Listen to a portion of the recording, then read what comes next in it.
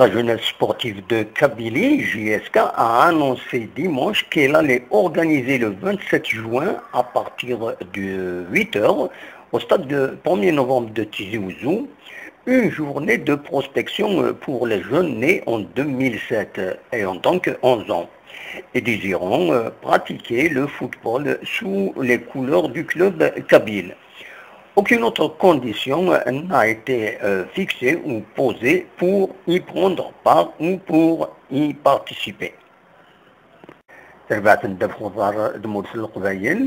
لا جي اس كان تفكد الساعة إيوا 27 جوان 2018 ذوق النار ومن زون نوفمبر لكن أدير يونس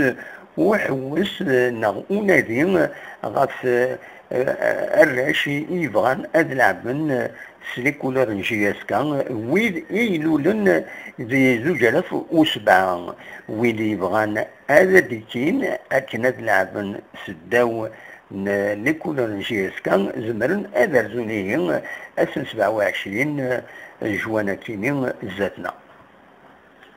القسمي محمد السعيد سكتي زيوزو.